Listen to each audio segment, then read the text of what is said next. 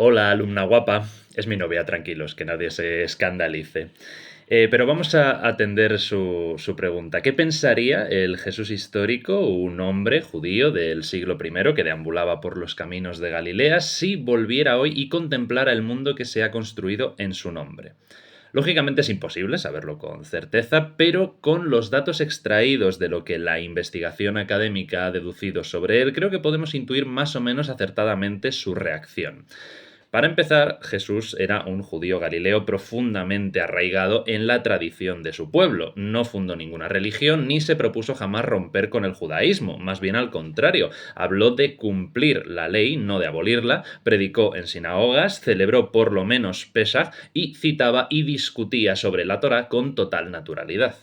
Así que, si viera hoy las grandes catedrales e iglesias llenas de imágenes suyas y de santos, en un lenguaje litúrgico y estético ajeno al mundo semita que él conocía y del que provenía, probablemente se quedaría perplejo, pero no por desprecio, sino por desconcierto. Creo que lo primero que sentiría sería incomprensión.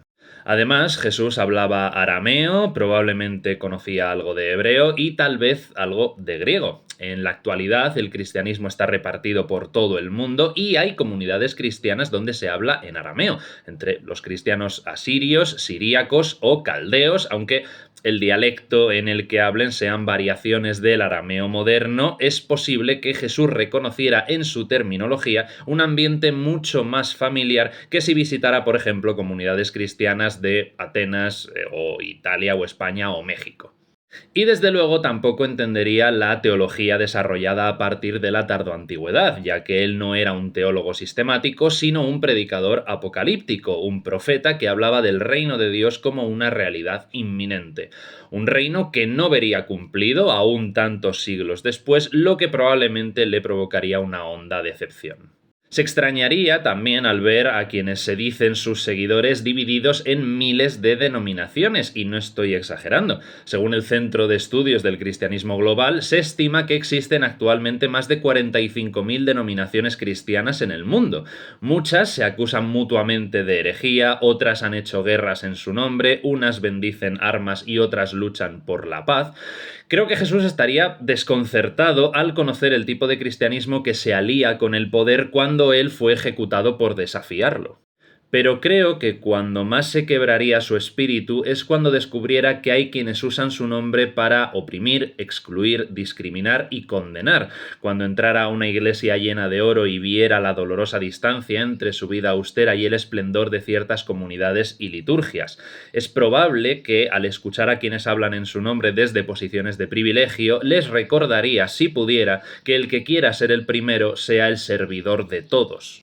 Pero también creo, sinceramente, que no todo sería perplejidad y decepción. Creo que también vería luz. Vería comunidades que acogen y ayudan a las personas que no tienen hogar, que luchan por la dignidad de los migrantes, que defienden la justicia, la equidad y la paz. Vería a personas que, más allá de credos y ritos, intentan vivir conforme al espíritu de sus palabras, plasmadas con más o menos tino en los evangelios, amar al prójimo, perdonar sin medida y buscar el bien de los demás.